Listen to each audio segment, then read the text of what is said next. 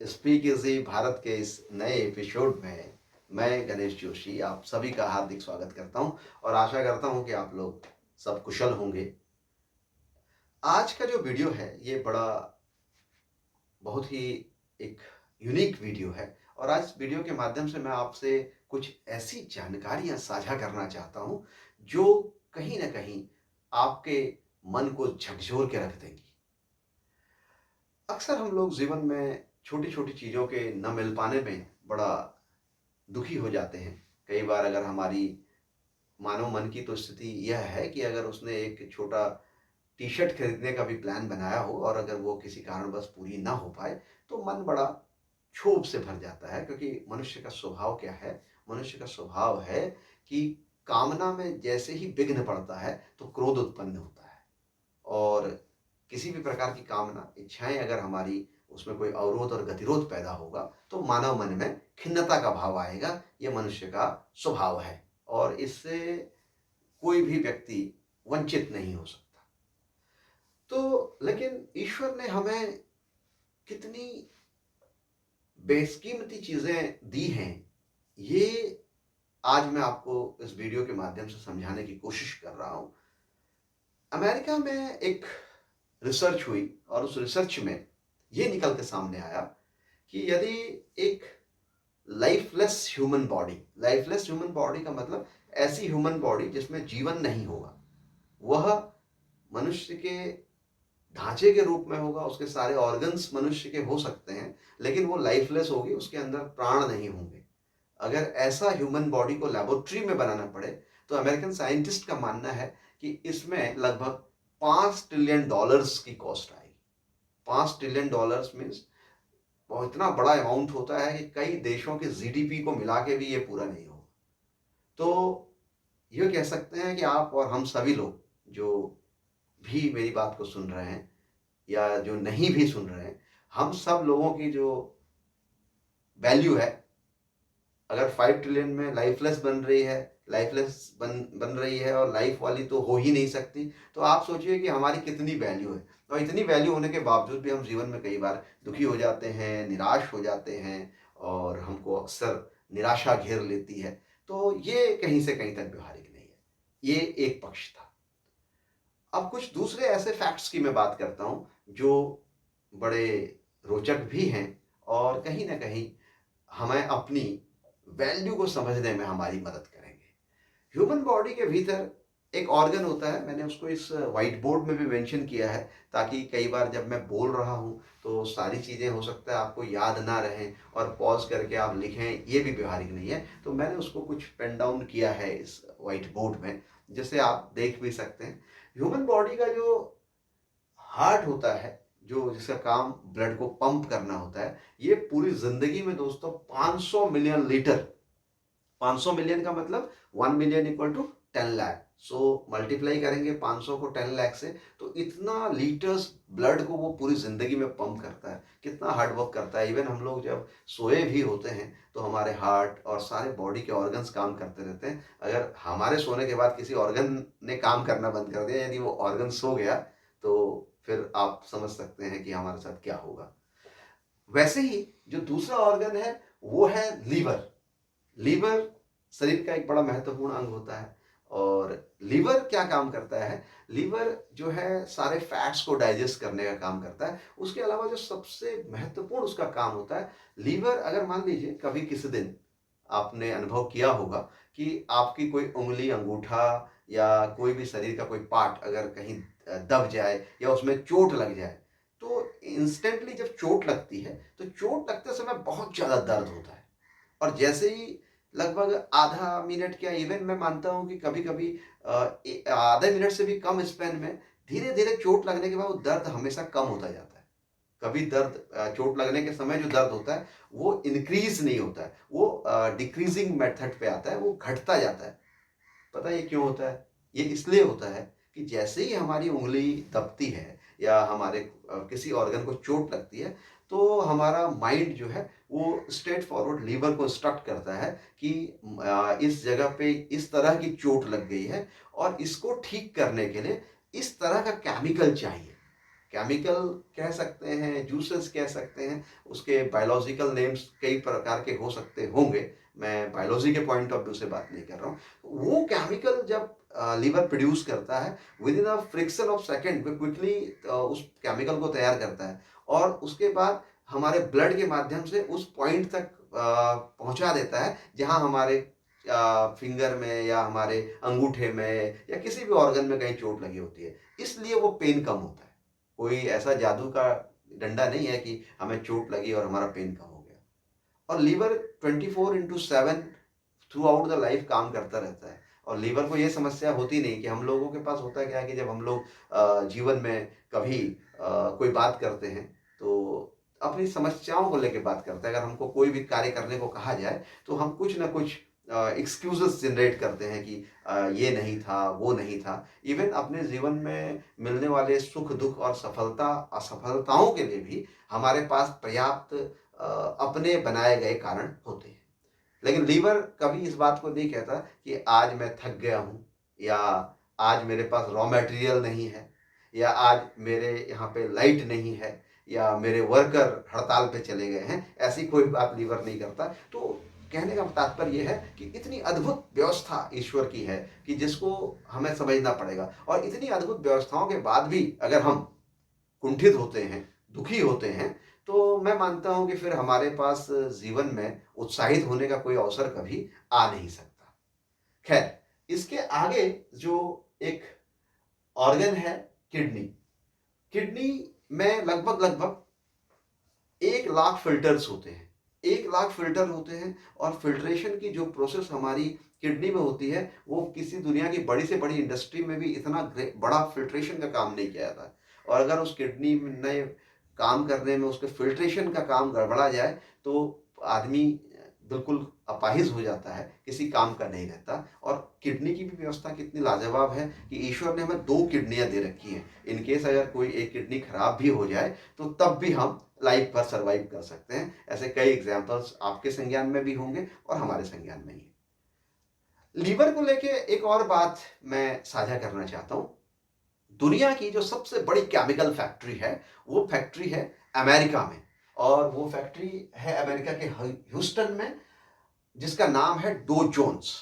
Dough Jones दुनिया की सबसे बड़ी केमिकल फैक्ट्री है और ये केमिकल फैक्ट्री दिन भर में केवल 60 से 70 केमिकल्स बनाती है। 60 to 70 types of chemical form करती है पूरे दिन में। और जो हमारा लीवर है ये पर डे लगभग 200 केमिकल्स फॉर्म करता है। इन केमिकल्स के अंदर हमारे हर तरह के हार्मोन्स भी होते हैं, चाहे आपका हैप्पी हार्मोन्स हो, आप सेरोटोनिन, ऑक्सीटोसिन, डोपामिन की बात कीजिए जो हमको खुश रहने के लिए उत्तरदायी होते हैं। तो ये हार्मोन्स भी वहीं पे बनते हैं, लीवर पे इसकी फॉर्मेशन होती है। अगर ये फॉर्मेशन प्रॉपर नहीं होगी तो फिर क्या होगा कि हम लोग खुश नहीं रह पाएंगे। डिप्रेशन क्या होता है? डिप्रेशन यही होता है जब हमारे शरीर में हैप्पी हार्मोन्स की सिक्रेशन बंद हो जाती है, उसकी फॉर्मेशन बंद हो जाती है, तो हम डिप्रेस हो जाएंगे।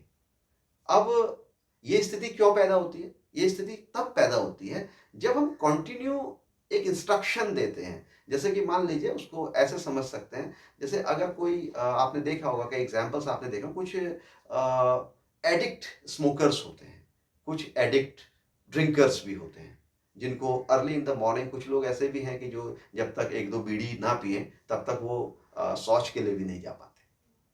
ये एडिक्शन क्या होता है? ये एडिक्शन भी यही है।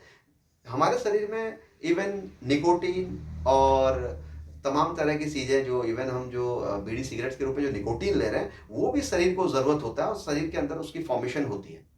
लेकिन होता क्या है कि जब हम बाहर से उसको निकोटीन कंटिन्यू देते रहते हैं, या अल्कोहल की फॉर्मेशन, अल्कोहल का भी बहुत इंपॉर्टेंट रोल है। अल्कोहल का मतलब होता है जितनी भी प्रकार की शराब होती है उसमें अल्कोहल होता है, इवन सारी मेडिसिन में भी अल्कोहल होता है। अल्कोहल फूड डाइजेशन के लिए बहुत ज़रूरी पार्ट होता है, जो भोजन को पचाने का काम करता है। अब होता यह है कि हमारे शरीर में जितने अल्कोहल की रिक्वायरमेंट है, जितने निकोटीन की रिक्वायरमेंट है, वो सारी लीवर फॉर्म कर रहा है।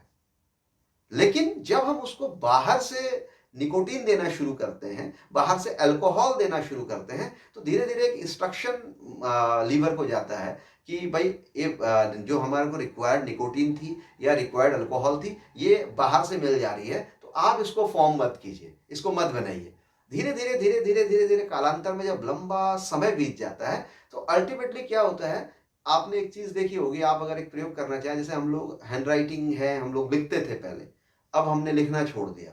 तो लिखना छोड़ दिया तो कई बार हम लिखने की कोशिश करते हैं तो हमारी हैंडराइटिंग उतनी खूबसूरत नहीं बनेगी, हमारा फ्लो भी उतना सही नहीं आएगा। इवन ये भी संभावना है कि मात्रा संबंधित त्रुटियां भी हो जाएं। यानी कि लगातार जब हम किसी शरीर के अंगों का सिस्टम क्या होता है कि जिस अंग का प्रयोग आप कम करेंगे, जिस अंग का प्रयोग आप बंद कर देंगे, वो धीरे धीरे खत्म हो जाएगी। तो जब लीवर को ये इंस्ट्रक्शन मिलता है कि निकोटीन बाहर से आ रहा है या अल्कोहल बाहर से कंटिन्यूअसली आ रहा है, तो वो एक समय के बाद निकोटीन और अल्कोहल की फॉर्मेशन को बंद कर देगा। फिर क्या होगा, फिर ये होगा, चूंकि आपके बॉडी की नेचुरल जो फॉर्मेशन ऑफ दीज थिंग्स है वो बंद हो गई है, तो अब क्या होगा, आप बिना उसके सरवाइव नहीं कर पाएंगे। फिर आपको हर समय उठते ही जो है अल्कोहल की आवश्यकता होगी, निकोटीन की आवश्यकता होगी। ये एडिक्शन का फॉर्मूला है। उसी तरीके से जब हम हमारा माइंड 24/7 24/7 अगर हम नेगेटिव थॉट्स में रह रहे हैं, 24/7 तो संभवतः बहुत से लोग नेगेटिव में नहीं रहते होंगे, लेकिन अगर 24/7 का मैं बड़ा पार्ट यानी कि 60 to 70% टाइम हम नेगेटिव रहते हैं, हमेशा हमारे मन में नकारात्मक भाव आते हैं, और हम अगर सो रहे हैं उससे पहले भी नेगेटिव्स लेके सोए हैं, तो हमारे सोने का टाइम भी नकारात्मक भावों वाला माना जाएगा। और यदि हम सोने से पहले पॉजिटिव थॉट्स के साथ सोए हैं और हम 6 घंटे 7 घंटे सोए हैं, तो वो टाइम भी पॉजिटिव थॉट वाला ही माना जाएगा।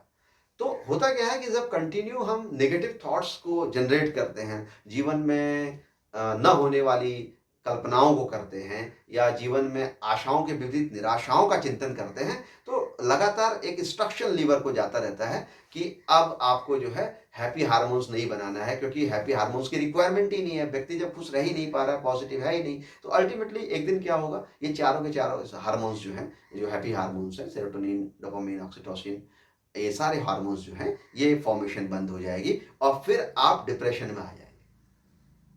और ये जो बाजार में डिप्रेशन की जो दवाएं मिलती हैं, ये क्या काम करती हैं, ये भी यही काम करती हैं कि ये आपके भीतर इन चारों हार्मोन्स को जिंदा करने का काम करती है। तो हमें इन हार्मोन्स को जिंदा करने के लिए दवाओं की जरूरत नहीं है। सुबह की सनलाइट, मेडिकल साइंस ये मानता है कि सबसे अच्छी मेडिसिन है दुनिया की। अगर हमने राइजिंग सन को देख लिया और हम राइजिंग सन से बिफोर उठ रहे हैं, ऐसा कोई भी व्यक्ति जो राइजिंग सन से पहले उठता हो, वो कभी भी डिप्रेशन में नहीं जा सकता, वो कभी निराशावादी नहीं हो सकता। ये मैं नहीं, ये मॉडर्न मेडिकल साइंस भी इस बात को मानता है। तो और उसके अलावा एक और बात मॉडर्न मेडिकल साइंस ने रिसर्च करके पाई है, आप किसी के लिए अच्छा करते हैं वो सेकेंडरी चीज है। आप किसी के लिए अच्छा करिए या मत करिए, लेकिन अगर आपके मन में किसी के प्रति कोई अच्छा भाव आ गया, केवल आपके मन में एक भाव आया कि मुझे उसकी सहायता करनी चाहिए या मुझे कोई अच्छा काम करना चाहिए, अगर इस तरह का भी भाव आ जाए, तो वैज्ञानिकों का मानना है कि ये चार के चारों हार्मोन्स वो एक्टिवेट हो जाते हैं, बड़ी मात्रा में फॉर्म हो जाते हैं। तो जब हम हमारा काम सूरज को देख के चल सकता है, अपनी थॉट्स को ठीक करके चल सकता है, तो फिर हम दवाओं का खर्चा फिर भी बढ़ाते हैं, तो मैं मानता हूँ कि फिर ये हमसे बड़ा मूर्ख और कोई दुनिया में हो नहीं सकता। खैर, तो इससे आगे जो एक इंपॉर्टेंट चीज है वो है ब्लड कैरिंग वेसल्स। हमारे शरीर में ब्लड कैरिंग वेसल्स होती हैं, छोटी छोटी नसें होती हैं, कभी हाथ के किनारे, हाथ में भी दिखती हैं, छोटी छोटी वेसल्स होती हैं। वेसल्स का मतलब होता है छोटी छोटी तंत्रिकाएं, पाइपलाइन जैसी संरचनाएं होती हैं, पतली पतली सी, जिनके थ्रू ब्लड हमारे सारे शरीर में, सारे ऑर्गन्स में फ्लो करता है। ब्लड फ्लो होके क्या करता है, ब्लड के साथ साथ ऑक्सीजन कैरी होता है और हर पार्ट में ऑक्सीजन को पहुंचाने का काम करता है। और मेडिकल साइंस का सिंपल फॉर्मूला क्या है कि healthy cells leave on oxygen and cancer cells leave on carbon dioxide. Cancer क्या है, कैंसर यह है, हर व्यक्ति के बॉडी में कैंसर सेल्स होते हैं, आपकी बॉडी में भी हैं, मेरी बॉडी में भी हैं। हर व्यक्ति की बॉडी में सारी डिजीजेस के सेल्स होते हैं, डिजीज कोई बाहर से नहीं आती है। हमारे शरीर में कैंसर सेल्स होते हैं, हमारे शरीर में ट्यूबरकुलोसिस, टीबी के सेल्स होते हैं, तमाम जितनी भी जो इन्फेक्शियस डिजीजेज हैं, इन सब के सेल्स हमारे भीतर होते हैं। होता क्या है कि जब हम उन सेल्स को, यानी कि हम कैंसर सेल्स को जिंदा करने के लिए उसे पर्याप्त खुराक देंगे, तो कैंसर सेल्स एक्टिवेट हो जाएंगे। और अगर हमने हेल्दी सेल्स को जिंदा करने के लिए खुराक दे दी तो हेल्दी सेल्स एक्टिवेट होंगे, तो फिर हमें ना डिप्रेशन आएगा, ना हम कैंसर से ग्रस्त होंगे। इवन मैं इस बात की भी गारंटी कर सकता हूँ कि इवन बुखार भी नहीं आएगा, और अगर किसी कारणवश बुखार आ भी गया तो आप बिना मेडिसिन के ठीक हो जाएंगे। खैर, तो कैंसर सेल्स क्या होता है, वो कार्बन डाइऑक्साइड में सर्वाइव करते हैं। तो जहां जहां हम, अगर हमारे शरीर में ब्लड का फ्लो बिल्कुल ठीक है, ब्लड कंटिन्यूअसली फ्लो कर रहा है, हर सेल्स तक ब्लड जा रहा है, तो हर सेल्स को पर्याप्त ऑक्सीजन मिल जाएगा। और आजकल ध्यान प्राणायाम की बड़ी बात होती है। प्राणायाम में एक बड़ा इंपॉर्टेंट फंक्शन होता है, ब्रीदिंग का फंक्शन होता है, इनहेल और एक्सहेल उसको बोलते हैं। ये और ये भी कहा जाता है कि डीप ब्रीथ आप कीजिए। बहुत डीप ब्रीथ करने से क्या होगा कि एक्स्ट्रा ऑक्सीजन जब आपके शरीर में जाएगा तो जितनी भी कैंसर सेल्स होंगी वो अपने आप खत्म हो जाएंगी और हेल्दी सेल्स वहां पे जनरेट हो जाएंगी, हेल्दी सेल्स आपकी जीवित रहेंगी। तो कुल मिला के अगर हम इन ब्लड कैरिंग वेसल्स को, जो हमारी ब्लड कैरिंग वेसल्स हैं पतली पतली, मैं बात कर रहा हूं सभी व्यक्ति की, चाहे वो व्यक्ति मेरी तरह 5 फुट 4 इंच का हो, या 6 फुट का हो, या इवन 5 फुट का भी व्यक्ति क्यों ना हो, उनके ब्लड सेल्स के भीतर जो ब्लड कैरिंग वेसल्स होते हैं जिनसे ब्लड फ्लो करता है, अगर इन सभी ब्लड कैरिंग वेसल्स को बॉडी से बाहर निकाल दिया जाए, जो कि पॉसिबल नहीं है बट एक कल्पना की जाए, इमेजिन किया जाए, अगर ये सारे ब्लड कैरिंग वेसल्स को हम बाहर निकाल दें और उनको एक सीधी लाइन में लगा दें, स्ट्रेट लाइन में लगा दें, तो इसकी जो लंबाई बनेगी वो बनेगी 60,000 माइल्स।